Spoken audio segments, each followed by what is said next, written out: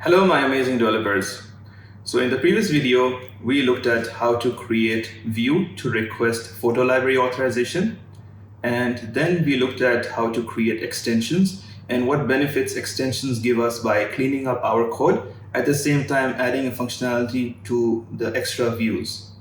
And then we created capture view controller that gets displayed when all the permissions are granted from the user. In today's video, we will create view that displays preview from our camera. And then we will look at how to run your application on a real device. Then we will also look at how to create timer view and record view. And then finally, we will end the video where we will handle device orientation. So let's get started.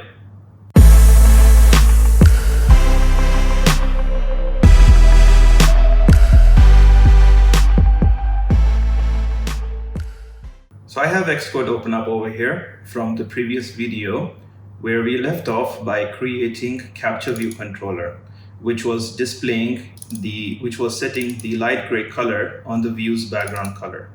So let's remove this piece of code.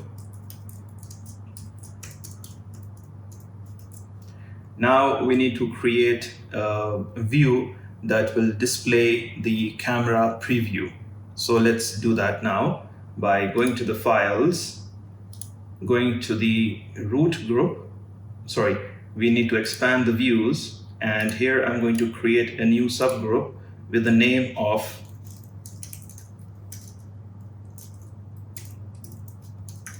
video preview. Next, we will create view under this group by right-clicking, selecting new file, and it should be Cocoa Touch file, Cocoa Touch class. And the subclass should be of UI view, and I'm going to name it video preview view. It's really tricky to say that fast. Hit create.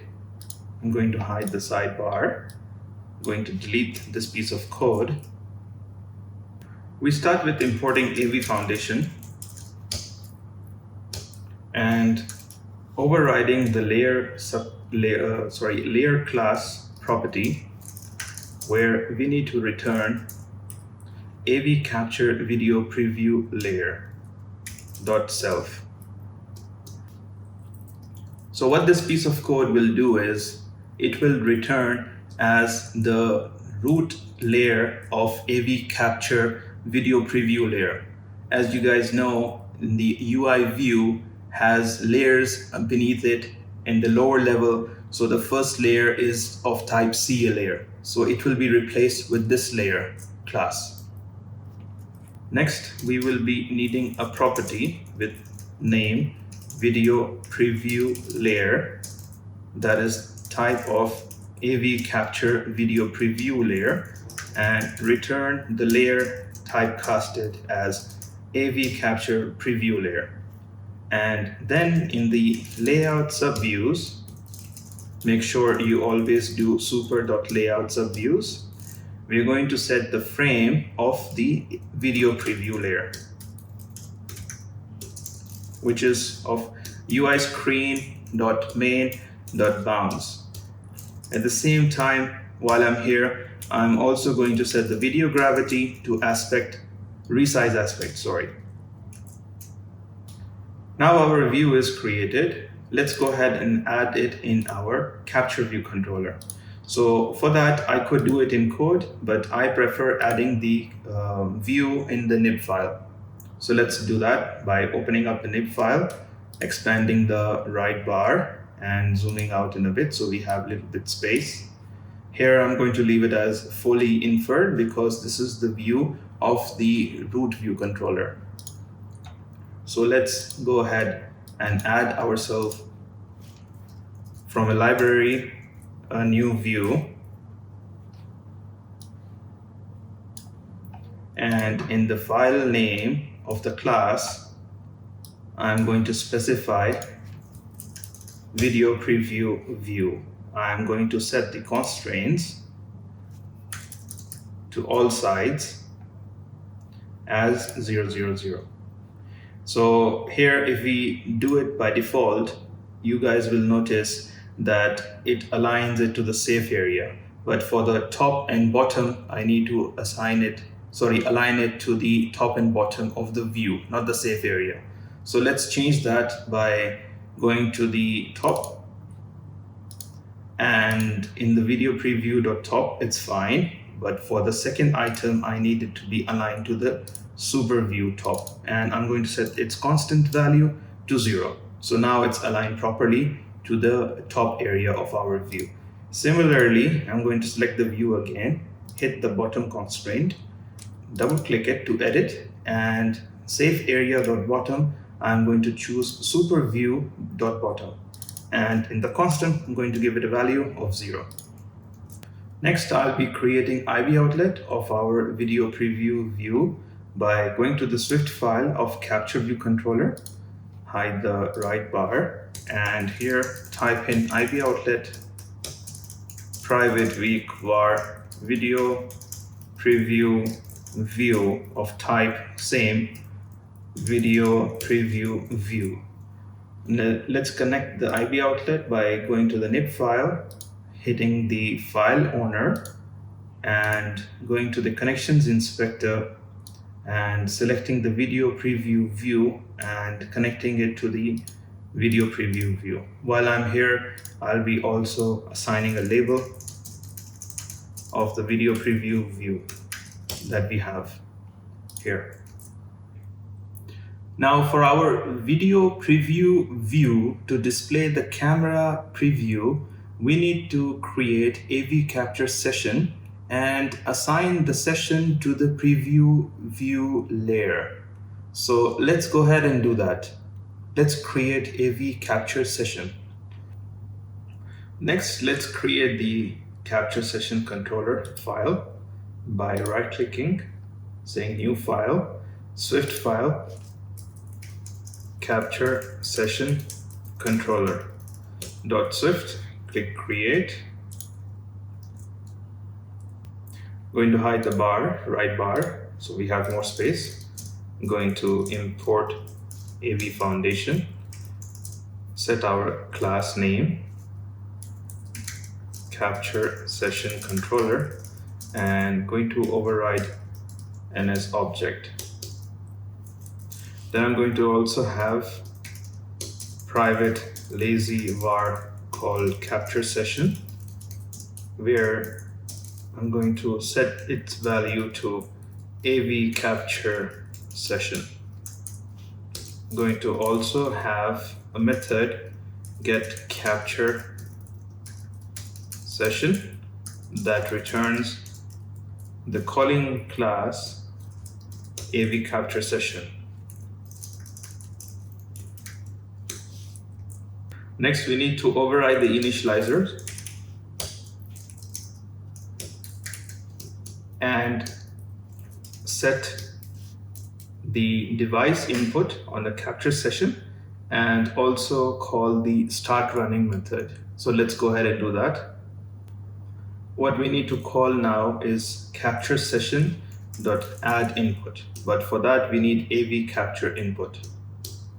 So let's do that now.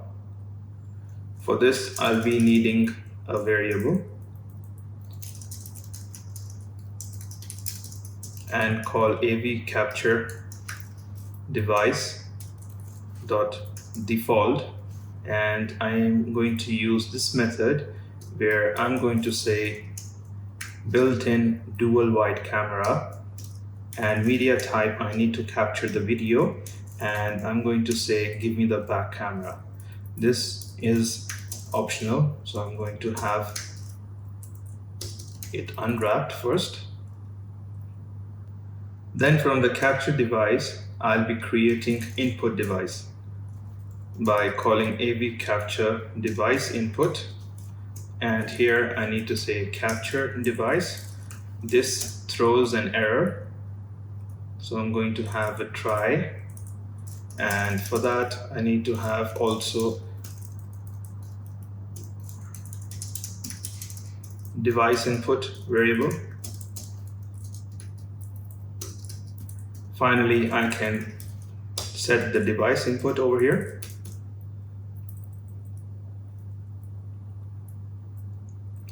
Let's set this properly so it's a bit readable.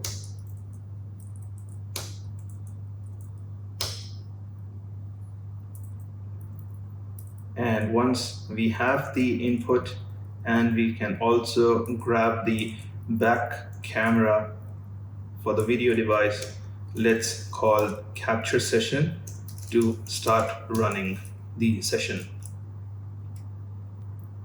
Now this is the least minimum for getting ourselves ready for creating capture session, but it surely involves a lot of extra code where we need to ask it to add input for the audio, specify the file output, specify the format, video orientation. There are lots of things that we need to cover in the future video, but this is the least minimum for ourselves to set it up and running for specifying it to video preview view that we created before.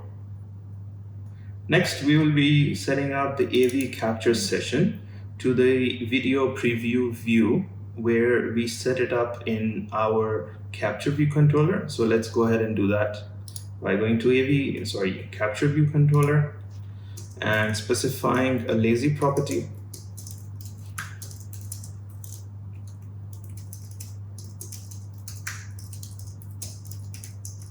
Capture session controller. I'm going to initialize it directly. Capture session controller.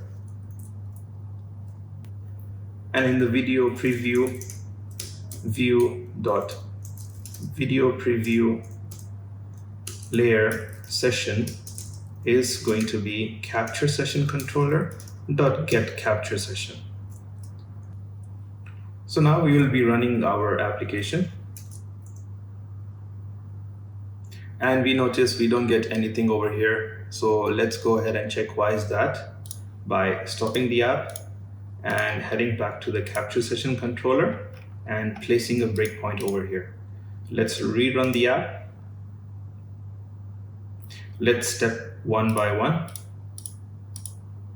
Oh, that means in our simulator, we don't have the back camera. This is the limitation of simulator, where we don't have the device, so it will be skipping the whole process of starting the capture session.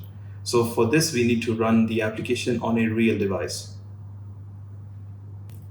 To run the application on a real device, there are some extra settings that we need to specify in Xcode. So let's go ahead and do that. We'll be going to Xcode, Preferences, and under the accounts, I'll be adding a new account and select Apple ID.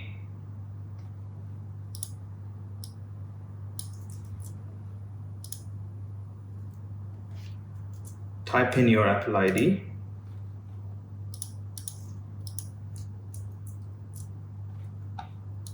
Type in your password. So once the account is set up, go ahead and close the preferences. Head to the project settings. Here, I'm going to change the bundle identifier to that matches our Apple ID for the iTunes developer account.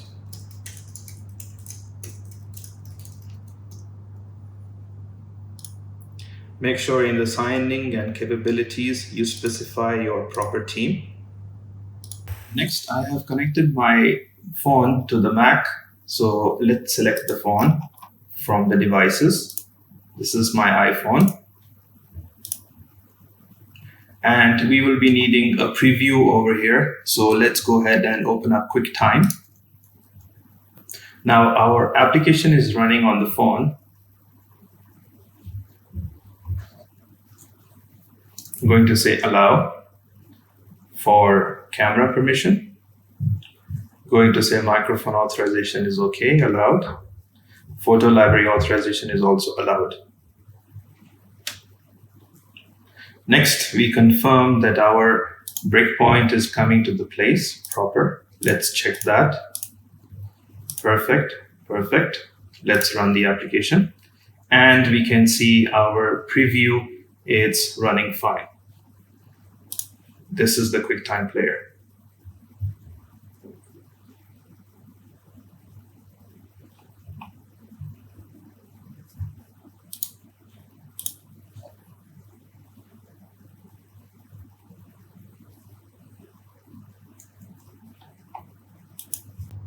Now for the remaining part of our video, we will be running our app on the simulator, as we don't need to keep checking the video preview from the camera. Next, we need to create timer view. So let's go ahead and do that. Under the views group, right click and select new group. And I'm going to call it timer view. Create a new file, Cocoa Touch class of type UI view. I'm going to call it timer view. I'm going to also copy the name. Click create. I'll be needing a view file by right clicking, selecting new file, and this time select view, click next, paste in the name and click create. Going to zoom out a bit, hide the bottom console area and bring ourselves the right bar. Going to zoom out. I think it's okay. So let's select the view and going to the size and say freeform. And this time I'm going to give it a size height of maybe 60. Let's keep it 60 and see how it goes. Now to get rid of the bottom view that comes up in iPhone 10 onwards, just select any other view and come back to its nib file. It'll be gone.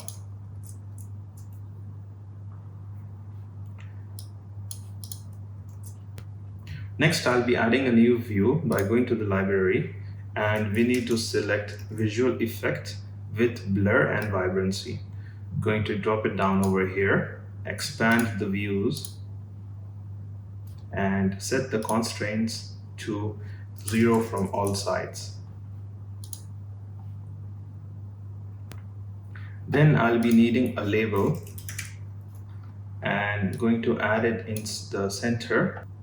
And I'll be adding the constraints for the label, top and bottom of 16 and leading and trailing of 20.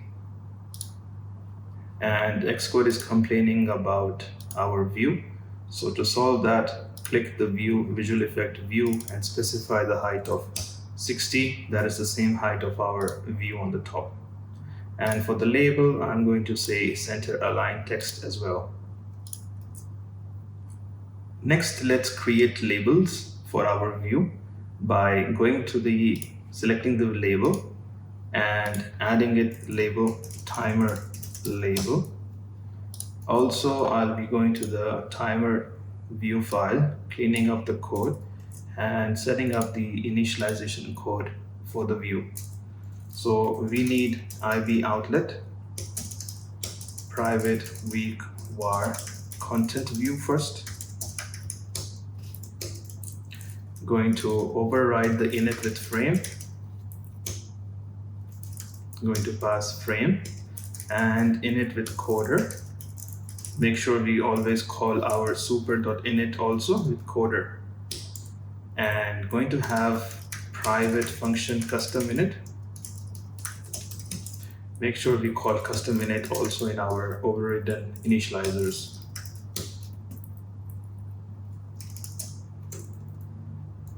Let's initialize the view with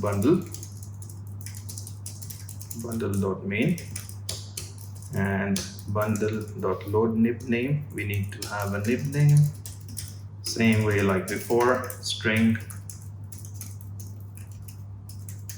describing self.self, pass in the nib name variable, owner is self, options are nil. Next, add subview, which is the content view, and set the content view frame to the bounds of the parent view, and also set the auto resizing mask to flexible width and flexible height. We will be also needing IB outlet for the timer view.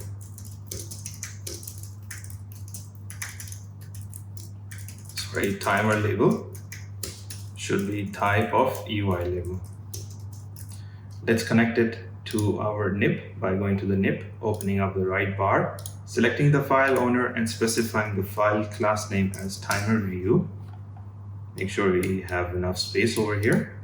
And then I'm going to expand also the root view to all our shown visible views.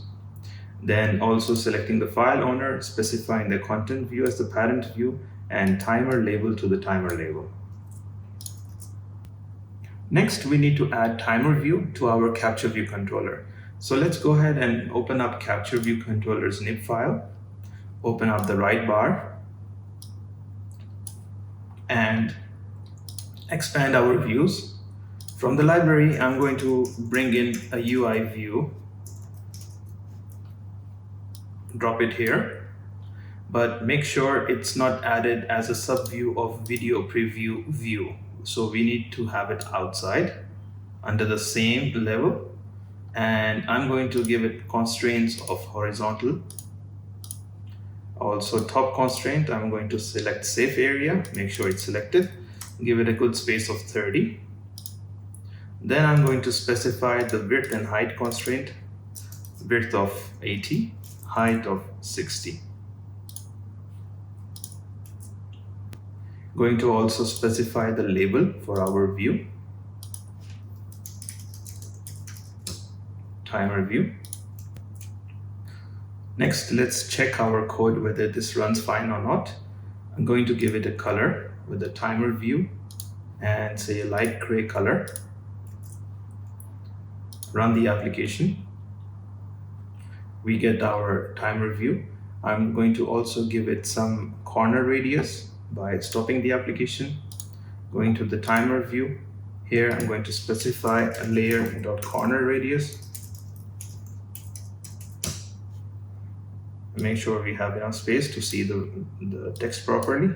Selecting the number and specifying 4. So when we rerun the application, we can see we have corner radius set properly. Next, we will check why the label is not shown from the timer view. So we'll be putting breakpoints and run the application. So we notice our breakpoints were not called. That means something is wrong in our capture view controller. So let's stop the application, go to the capture view controller, going to select the timer view. Oh, the class name is missing from here. So we need to specify the class name. Let's rerun the app. This time we get the breakpoint. Let's confirm it goes to the custom init. Let's continue ahead and we get our label over here. Perfect. We will be removing the breakpoints now, and we need to specify a different label for that. So open up the timer view, nib file. Let's select the label and enter in the values 00. Just to show as a time code, let's save and rerun the app. It doesn't have enough space. That means our width constraint was not enough.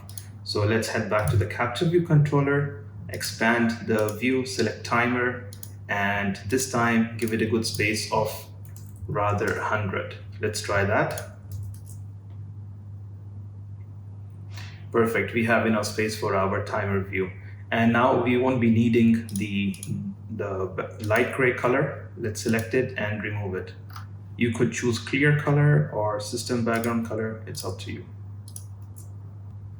Next, we will be creating a record view where we can have the record button. So let's go back to our groups, select the views group and right click and select new group. This time call it record view and create a new file, same Cocoa Touch, say record view.swift. Sorry, not Swift, it was record view only. Let's select the file name, class name, click new file, click new view and enter in the record view. Click create. Make sure we zoom out.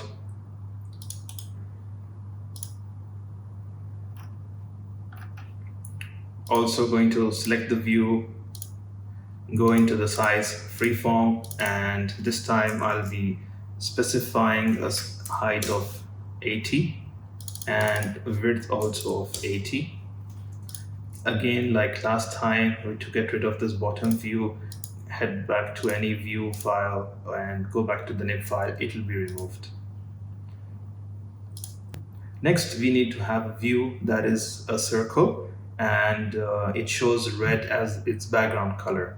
So open up the view, and from the library, I'm going to have another UI view. Make sure we add in our view. Specify the constraints all as 0. And also going to specify the width and height constraint of 80. And one more thing we need to specify is layer.corner radius to half of our width or height. So in this case, it's 80, so half of 80 is 40. Entering that. Also, I'll be specifying the background color to system red or red color. You can choose whatever you want.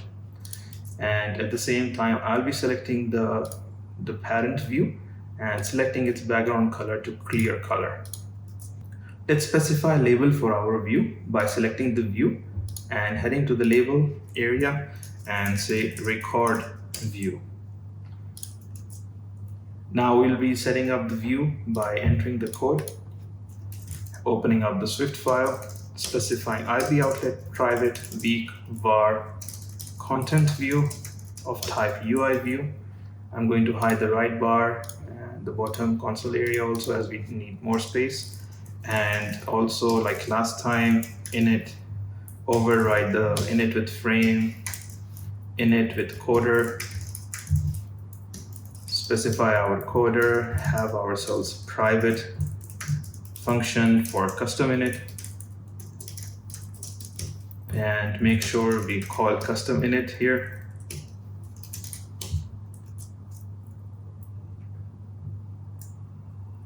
Then I'll be calling in bundle.main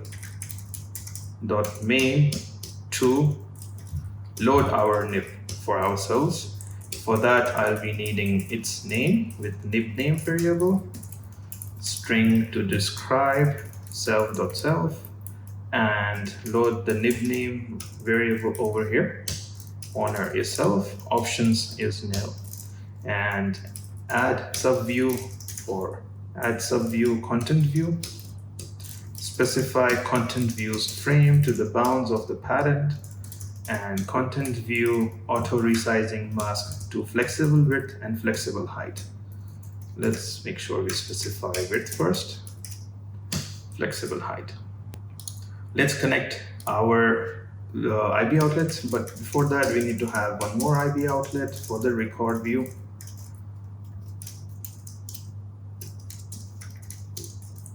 You can have it something else so it's not confusing. Record view and record view.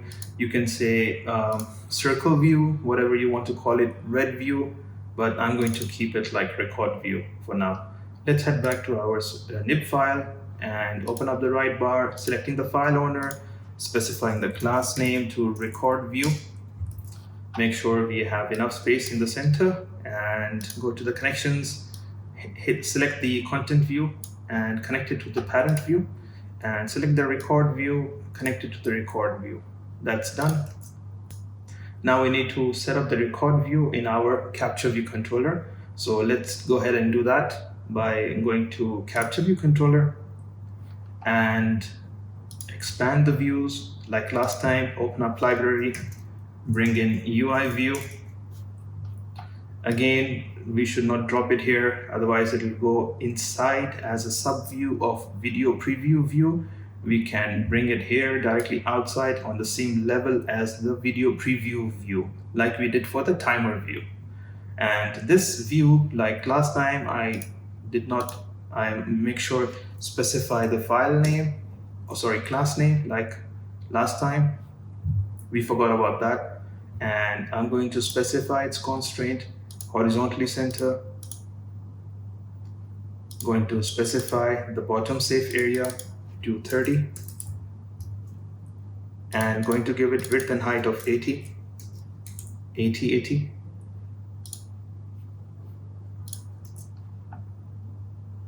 Let's check our application whether this runs fine or not.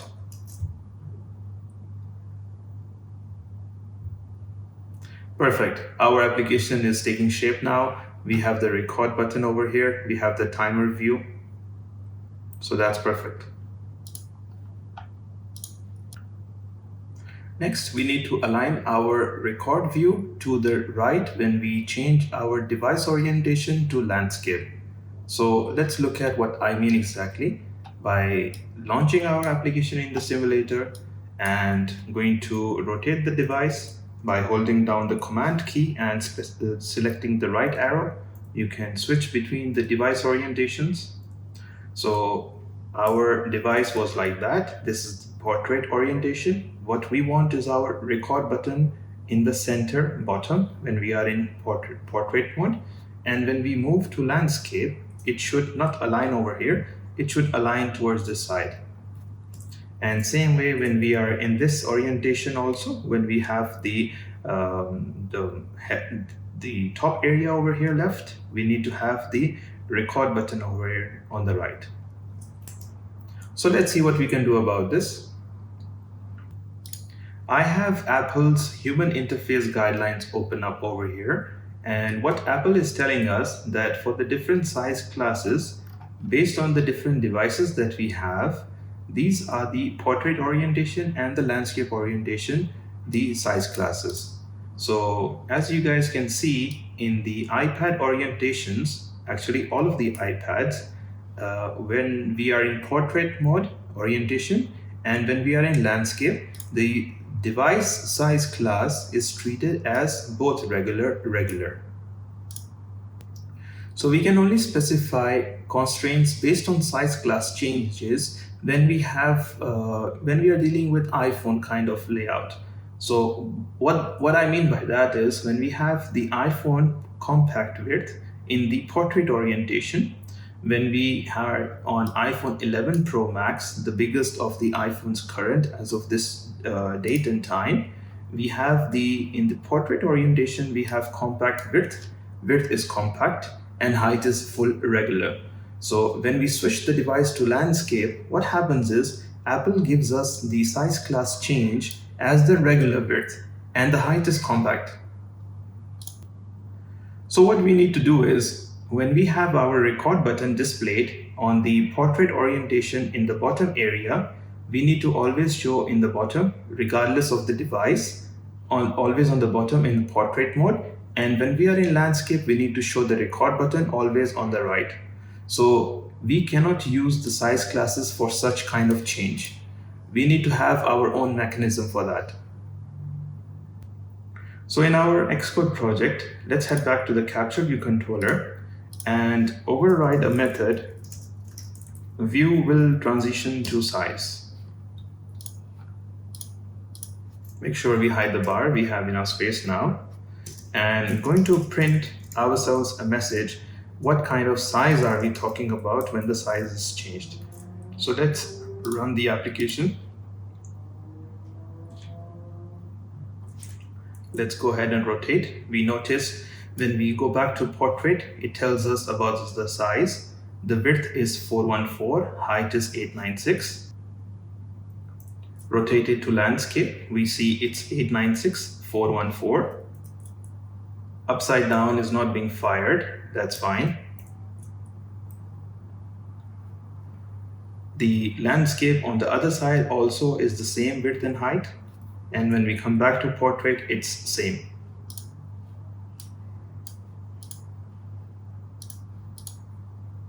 Now we need to run our application on an iPad device, iPad simulator. So let's confirm whether this specific code is fine for the iPad or no. Let's select the application and I'm going to specify iPad Pro 11 inches and select the second generation device.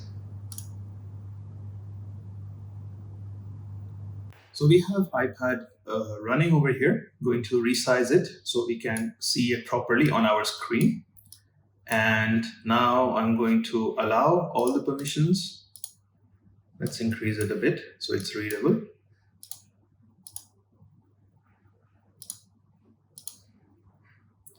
Now we have our view. Let's check our code for rotating the device. Perfect. It's running fine.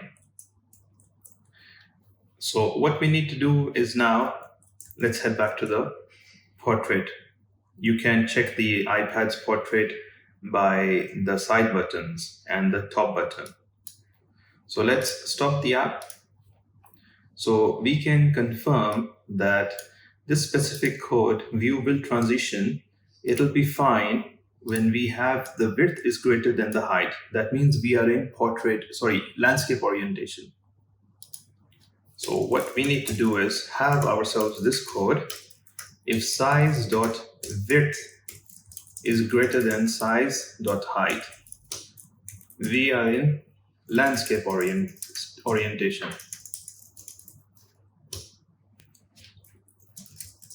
Else, we are in portrait orientation.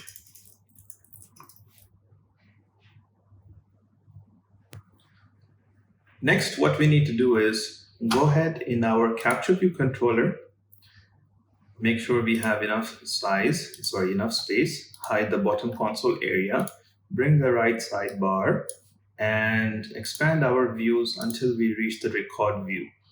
So I'm going to select the center X constraint and going to double click on it and select remove at build time. So what this will do is, from the interface builder, for not to complain and give us the red color errors, so we're going to remove it from build time. It will not go and compile in our code, and rather we will create ourselves the center X constraint on our own self. Next, let's go back to capture view controller, hide the right sidebar, and I'm going to have two sets of arrays.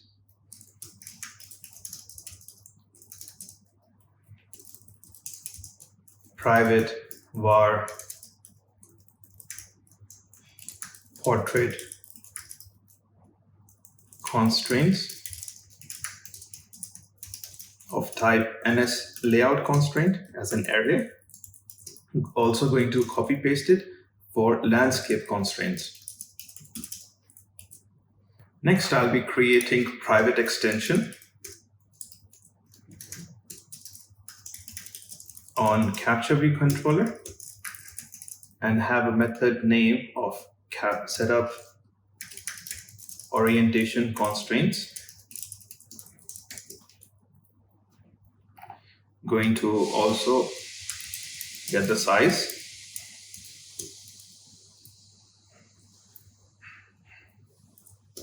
And in the view did load, as the view will transition method is not going to be fired, we need to rely on the current UI screen bounds.size. So let's get that. Screen size, UI screen main bounds.size, and pass it to our method for setup orientation constraints as the screen size. And here in the view will transition, we will be doing view will transition to size, we'll be doing the same thing, called setup orientation constraints, and pass in the size. Let's get rid of this code.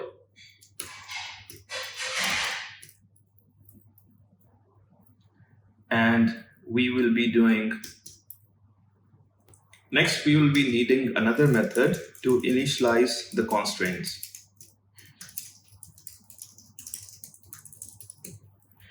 Make sure we call this method over here in the view did load.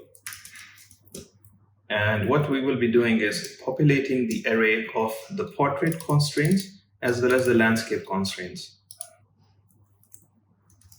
Portrait constraints will be the record. We need to have an IB outlet first for that. Record view. So in portrait constraint, we will say record views bottom anchor constrained to views safe area layout guide dot bottom anchor, and constant is 30. So it gets attached to the bottom area, as well as record views center X constraint is aligned to the views center X anchor. We don't need constant as it is 0. So this is our code for portrait constraints.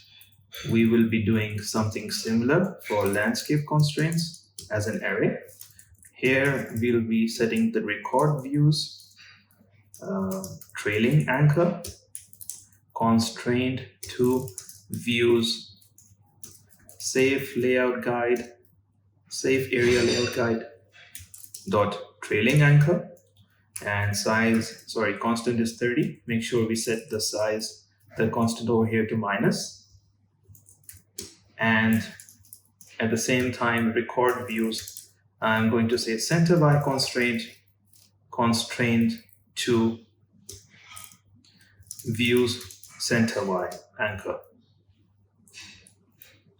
So now we need to activate and deactivate these constraints based on the orientation we are in. So for that, in this method below, I'm going to say if size.width is greater than size.height. So that means we are in landscape.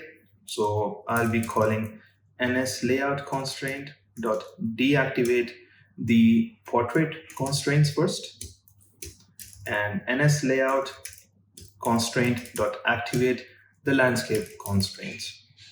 Same way, in the else part, we need to do the reverse. So I'll be copying this piece of code, make sure we have enough space over here, paste it, and this time I'll be activating the portrait constraints and deactivating the landscape constraints. If you want, you can have the same way as before, that we deactivate first and then activate. So you can bring this piece of code on the top area. Next, I'll be bringing this piece of code also in our initialize constraints, as we don't need it in viewDidLoad. I'll be putting it here, and that means our current screen size set up the orientation constraints properly.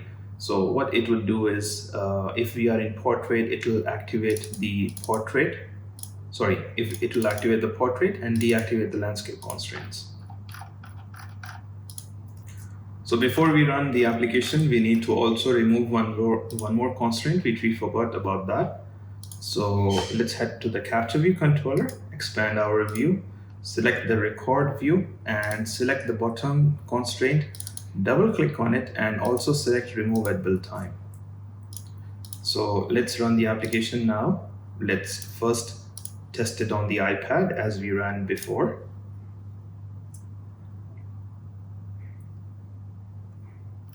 We get ourselves an error.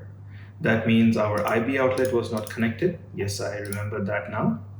Let's head to the capture view controller, bring in the bar and file owner, go to the connections, select and connect the record view to record view. Save, make sure it's connected. Yes, it's connected. Hide the right bar, go back to the code, rerun the app. So here our application is running and we have the portrait orientation. Let's confirm for the landscape. Perfect, this is what we want. On the landscape, it should turn right. And back in portrait, it should come in the bottom. This is exactly what we need. Let's check whether this runs fine for our iPhone code as well by hitting stop and selecting the iPhone.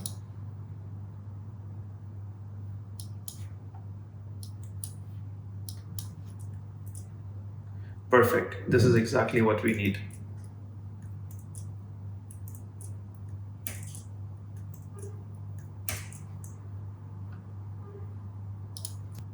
With that, we conclude today's video. Stay tuned to the channel for amazing content. If you like the video, hit like. Don't forget to hit the subscribe button And if you want me to cover any extra material, please mention in the comments. I'll be covering that at a later video. All right, guys, thank you so much. Bye bye.